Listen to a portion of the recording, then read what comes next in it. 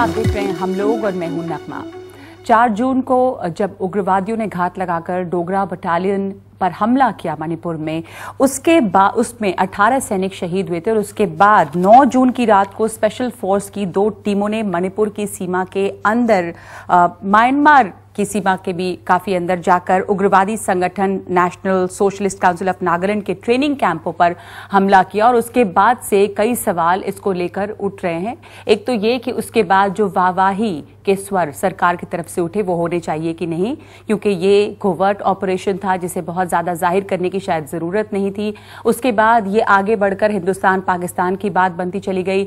उसके बाद अब ये चर्चा होने लग गई है कि जिस तरह की सरकार ने इस पर वाहवाही लूटने की कोशिश की, उससे जो लॉन्ग टर्म डिप्लोमेटिक रिलेशन है दो देशों के बीच में, शायद उस पर भी असर पड़ सकता है। तो कई तरह की बात, कई तरह के मसले इससे खड़े हुए हैं जिस पर हम चर्चा करेंगे आज। और बहुत ही स्पेशल और बहुत ही लंबा चौड़ा पैनल हमारे साथ है इस पर बातचीत करने के लिए। तमाम एक्सपर्ट्स मौजूद हैं। मैं आपको मिलवा दूं विवेक काटजू, जो कि पूर्व राजदूत रह चुके हैं म्यांमार में, अफगानिस्तान में। और इसके अलावा मेरे साथ है lieutenant general Munish Sibal, farmer core commander eastern command के, जिन्होंने ऑपरेशंस हैंडल किए हैं 3 कोर के और ईस्टर्न कमांड के। हमारे साथ सुशांत सिंह हैं, associate editor Indian express. Shri BL Vora हैं, रिटायर्ड IPS ऑफिसर और ये मणिपुर त्रिपुरा के इलाके में रह चुके हैं। Sushant Sareen, security expert. हमारे साथ संबित पात्रा हैं, स्पोक्सपर्सन BJP के, और आलोक शर्मा, स्पोक्सपर्सन कांग्रेस के। बीना लक्ष्मी नेप्राम, जो सोशल एक्टिविस्ट हैं और मणिपुर से हैं। संबित के जिस तरह का ये ऑपरेशन हुआ, उसके बाद जो चेस्ट थम्पिंग अंग्रेजी में जिसे कहते हैं और हिंदी में शायद वाहवाही उतना इफेक्टिव शब्द नहीं है, पर जो वाहवाही लूटने की पूरी कार्रवाई हुई, प्रधानमंत्री ने कुछ नहीं बोला, आर्मी की तरफ से रिस्ट्रेन था बहुत तरह के मंत्री, चाहे वो राज्यवर्धन सिंह राठौर हों या वो डिफेंस मंत्री हों, जो बयान आए उससे लगा कि बात बिगड़ गई और ये कोवर्ट ऑपरेशन था। तो इस पर इतना हंगामा मचाने की जरूरत क्या थी? मैं पहले आरंभ करूं उससे पहले जो 18 जवान हमारे शहीद हुए थे, मैं उनको सलाम करता हूं। ये ओकेजन है, हम उनको याद करें।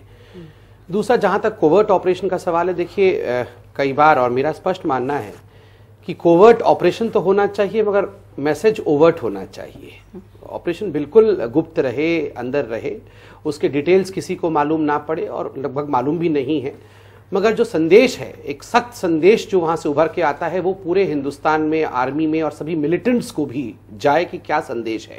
संदेश क्या मिलिटेंट्स के लिए था या पड़ोसी देशों? नहीं, मैं बताता हूं संदेश, इसमें बताता हूं।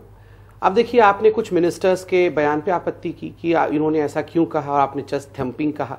मैं ऐसे चेस्ट थम्पिंग नहीं कहता हूं, मैं कहता हूं इस मैसेज को रिले किया गया। और खास करके जब मनोहर पर्रिकर ने कहा कि इस प्रकार के गतिविधि से डिफेंस स्ट्रैटेजी में एक बदलाव नजर आता है, ये बहुत महत्वपूर्ण है। क्योंकि कहीं ना कहीं हमने देखा बहुत बड़े अरसे तक जो मिलिटेंट्स थे उनके पास एक सख्त संदेश नहीं जा रहा था।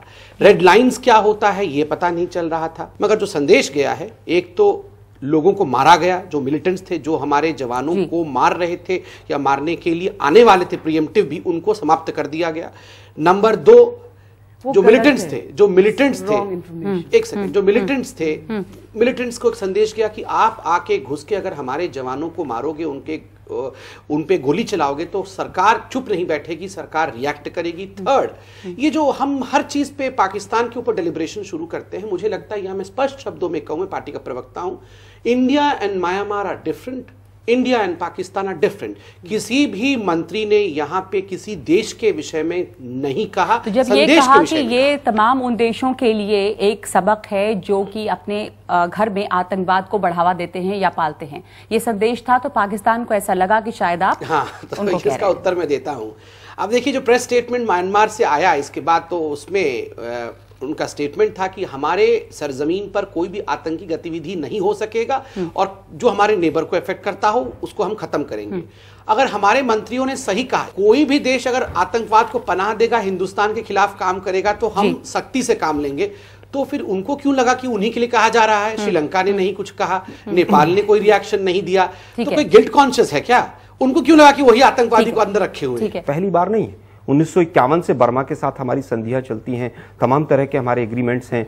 1988 में 87 में हमने ऐसा एक्शन किया है। अटल बिहारी वाजपेयी जी के समय पे 650 लोगों को भूटान में घुसकर मारा था। कुछ बड़बोले प्रवक्ताओं ने आकर कांग्रेस को पाकिस्तान से कंपेयर करना शुरू कर दिया और उनको ये समझ नहीं आया कि शाम तक म्यांमार से क्या स्टेटमेंट आ जाएगी। ठीक है, म्यांमार को कहना पड़ा कि हम संप्रभुत्व देश हैं। कोई भी देश, कोई भी आजाद देश शायद ये पसंद नहीं करेगा कि आप कहें कि हम उसकी टेरिटरी में घुसें और वहां जाकर हमने ये सब बातें अंदर अंदर, जिसको हम कोवर्ट ऑपरेशन कह रहे थे, अगर आप जाहिर करेंगे कि उसकी टेरिटरी में आप दाखिल होकर ऑपरेशन कर रहे हैं तो वो जाहिर है वो डिनाई करेगा, जो अब म्यांमार कर रहा है। ये एक डिप्लोमेटिक गुफअप था। देखिए, ऑपरेशन तक ये गुप्त रहने चाहिए, उसके बाद इस पर मैसेजिंग होती है। ठीक है, मैसेजिंग जब होती है तो उसके कई उद्देश्य होते हैं।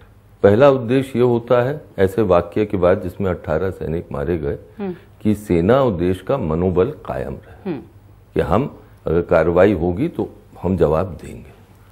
दूसरा उद्देश्य होता है राजनीतिक वाहवाही लूटनी।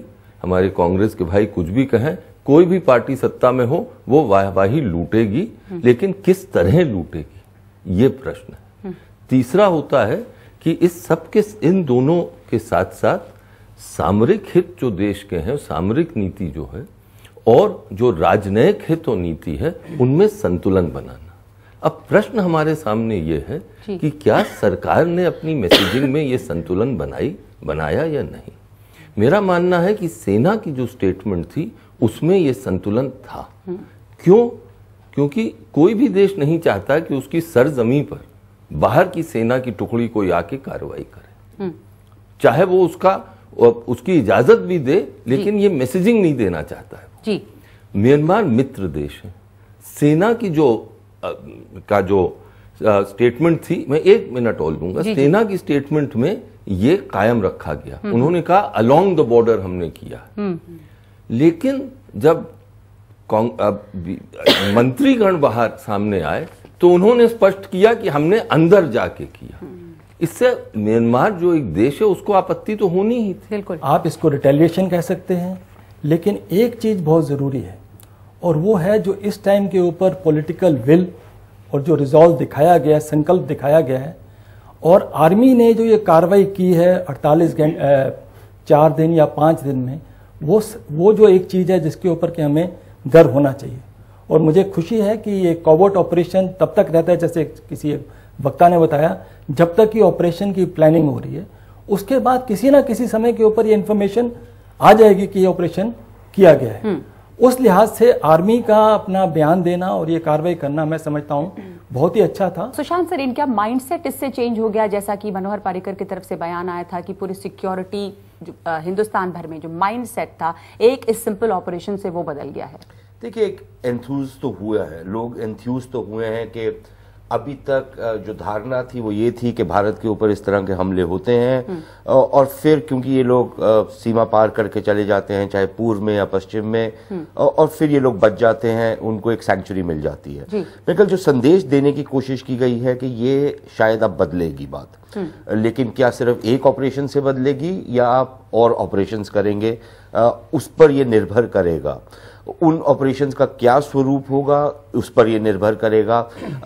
बहुत सारे ऑपरेशंस ऐसे होते हैं, यहां तक तो मैं सहमत हूं काटजू साहब से कि एक बारी ऑपरेशन हो जाता है तो फिर उसकी इतलात आ जाती है, लेकिन कई बारी जब इतलात आ भी जाती है तो या तो आप उसको एक्नॉलेज करते हैं और या आप उसको एक गुमगू की सिचुएशन रखते हैं कि शायद हुआ नहीं हुआ, आप डिनाई भी करते हैं उसको। कई बारी अमेरिका ने कई बारी ऑपरेशंस किए पाकिस्तान के अंदर, उनको एक्नॉलेज नहीं किया, और फिर कुछ ऑपरेशंस किए जिनको एक्नॉलेज किया, जैसे एबटाबाद का था।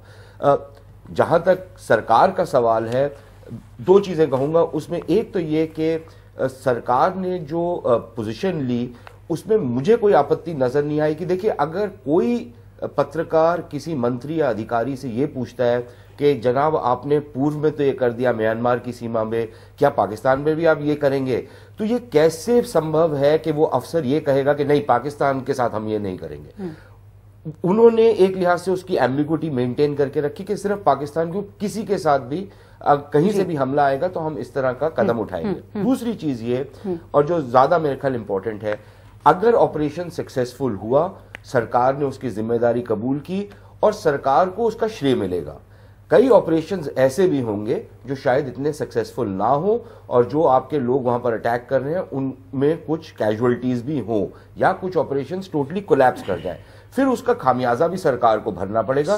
तो ये एक बैलेंस होगा जो सरकार को अपने तरीके से मैनेज करना पड़ेगा। ये सुशांत सिंह, ये पहले भी ऐसा हुआ है, इस तरह के ऑपरेशंस पहले भी किए गए हैं, हम सब लोग लगातार इस पर बात कर रहे हैं पिछले 3-4 दिनों से कि पहली दफा नहीं है। तो इस ऑपरेशन में इतना अलग क्या था, या इससे किस तरह आपको लगता है कि इंडिया की छवि बदल गई? दूसरे ये कि क्या इसका तमाशा ज्यादा बना? देखिए, ऑपरेशन पहले भी हुए, 1988 में हुए हैं, 2003 में भूटान में हुए हैं, 2006 में म्यांमार में हुए हैं, 1995 में म्यांमार के साथ हुए हैं। पर ऐसे सभी ऑपरेशंस पब्लिकली एक्नॉलेज नहीं हुए, ऑफिशियली एक्नॉलेज नहीं हुए। यहां तक कि 1971 में 11 दिसंबर से पहले जब भारतीय सेना ने बांग्लादेश के अंदर जो कोवर्ट ऑप्स किए, वो भी आज तक मुक्ति बाहिनी के साथ, वो भी ऑफिशियली एक्नॉलेज नहीं हुए 1971 की हिस्ट्री में। हम हमेशा कहते हैं कि मुक्ति बाहिनी ने ऑपरेशन किए, हम कभी नहीं कहते कि 6 महीने या 9 महीने से भारतीय सेना के अधिकारी और जवान भी वहां पर सबोटाज कर रहे थे, कोवर्ट ऑपरेशन कर रहे थे। तो ये पहली बार है कि सरकार के एक मंत्री ने आके पब्लिकली एक्नॉलेज किया है कि ऑपरेशन हुए हैं। एक बहुत बड़ा फर्क है। और दूसरा बहुत बड़ा फर्क है जो काटू साहब कह रहे थे कि इमीडिएट रिएक्शन है, कि एक अटैक हुआ, एक एम्बुश हुआ, उसके 4 दिन के अंदर 5 दिन के अंदर आपने एक ऑपरेशन लॉन्च कर दिया। ये दूसरा बहुत बड़ा फर्क है। पर शायद उससे ज्यादा बड़ी बात है, मुझे ये थोड़ा सा समझ में नहीं आ रहा है कि एक्चुअली उस ऑपरेशन में क्या हुआ और क्या हमने उन लोगों को टारगेट किया जिन लोगों ने वो एम्बुश किया था। कितने लोग मारे गए? 7 लाशें मिली हैं। कितने हथियार मिले हैं? हमें नहीं पता कितने हथियार मिले हैं। क्या एनएससीएन का कैंप था? क्या केएलओ का कैंप था? मैसेज किसको गया है? एनएससीएन के को गया है? क्या एनएससीएन के लोग मरे हैं? मुझे नहीं मालूम, किसी को नहीं मालूम। सुशांत, क्योंकि एनएससीएन के जो है वो वैसे ही फ्लरिश कर रहा है वहां पे हस्बे मामूल जिंदगी चल रही है, कोई बदलाव वहां पे नहीं आ गया है। तो किसको टारगेट कर रहे थे, क्या मैसेज गया है? देखिए, एक और चीज जो शायद इस ऑपरेशन में अलग थी, जो पहले नहीं हुई, और इन्हीं की अखबार की खबर है वो, कि पहले से कोऑर्डिनेट करके ऑपरेशंस किया करते थे, जिनको जॉइंट ऑपरेशंस का शायद ऑपरेशंस हम ही करते थे, लेकिन वो म्यांमार भी उसको कबूलता था। इस बार आपने म्यांमार की सरकार को एक लिहाज से फेट अकम्प्लाई के साथ अक्वेंट किया, क्योंकि जब ये ऑपरेशन हो रहा था उस समय आप उनको इन्फॉर्म कर रहे थे, आपने पहले से उनको कॉन्फिडेंस में नहीं लिया। जहां तक कि किसके खिलाफ ये ऑपरेशन हुआ, मेरी नजर में वो इंपॉर्टेंट बात है ही नहीं कि क्या आपने रिटेलिएशन किया या किसी और कैंप्स को नष्ट किया। आपने संदेश जो देना था वो ये था कि अब हम आपको जहां पर मौका लगेगा वहां पर घुस के मारेंगे। The number of casualties range from 7 to 40 to 60 to 100. अभी तक कोई पता नहीं. Even the 2 camps which were supposedly attacked, one of the camps apparently is not of NACNIMK. It is People's Liberation Army of Manipur. जो 4 जून में हुआ था, बहुत it was अफसोस की बात है इतना जो जवानों के ऊपर हुआ है. उसके बाद जो कॉम्बिंग ऑपरेशंस मणिपुर में 60 ईयर्स से चला रहा है. Number 1, it's not that पहली बार इतना कैजुअलिटीज हुआ. Yes, that is new. But over Manipur में 1000 जवान मरे हुए. It is not the first time. But why this time a sudden uproar of chest thumping is the new one? No, this is the new one. That in this particular case, that more than who is NACNK? Let's ask the audience.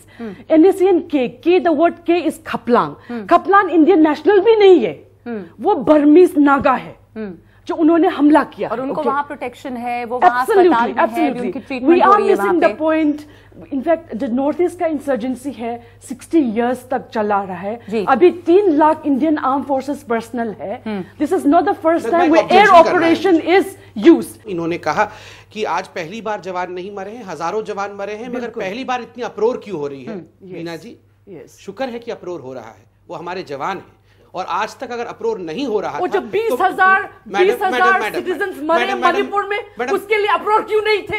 अप्रोर 20,000 मरे, 20,000 विधवाओं हमारे state में. एक second, no uproar over that. BJP आई है तभी से विदेश आलोक जी पहले ना विदेश नीति थी ना इस देश में. एक मिनट, किसी की आवाज आपसे बचाए, आप जैसे प्रवक्ताओं से बड़े बोले, प्रवक्ताओं से बचाए. जो कांग्रेस को पाकिस्तान के साथ, ये आप एग्री कर रहे हैं? जो मैडम ने कहा कि 1000 जवान मर गए तो क्या हो गया, अप्रोर क्यों हो रहा है? मैं एग्री नहीं कर रहा हूँ. कांग्रेस एग्री कर रही है? बिल्कुल आपके ऊपर है, आप जैसे तमाम प्रवक्ताओं के ऊपर है. कांग्रेस पार्टी ने पाकिस्तान के 2 हिस्से किए. आप लोगों के टाइम में पार्लियामेंट मुझे उठ के आप दोनों को रोकना पड़ेगा हाथ पकड़ के, प्लीज. हाँ, बोलने दीजिए. आपके टाइम में मुंबई हुआ है, तो आप लोग क्या आपस में लड़ते रहे? हम एक्सेप्ट करते हैं तो क्या हम लेकिन हम राष्ट्रवाद का पाठ पूरे देश को आलोक जी बात आगे बढ़ने दीजिए। कांग्रेस सुशांत, बीजेपी आज आपस में जूता नाच चला। आप प्लीज। लक्ष्मी सिर्फ एक ही मुद्दे से सहमत नहीं हूं, जो वो कहती हैं कॉम्बिंग ऑपरेशन हो रहे हैं जिनकी वजह से लोगों को परेशान किया जा रहा है। मैंने स्पेसिफिकली बात किया असम राइफल्स के आईजी से, बटालियन कमांडर से और मणिपुर के होम मिनिस्टर से भी, और बल्कि वहां पर पैम्फलेट भी बांटे गए हैं और लोगों को बोला गया है क्योंकि ये अभी हार्वेस्टिंग का समय है, इसलिए बिल्कुल तरीके से काम किया जाए और किसी को भी परेशानी ना हो। अगर आप लोकल जर्नलिस्ट से ही बात करेंगे, हमारे अखबार की रिपोर्टर भी वहां पर जो ट्रैवल कर रही हैं, वो भी कह रही हैं कि खास तौर पे इस बात का ध्यान रखा जा रहा है कि लोगों को परेशानी ना हो। और थोड़ा शांत हो जाइए भाई, गुस्सा मत करिए।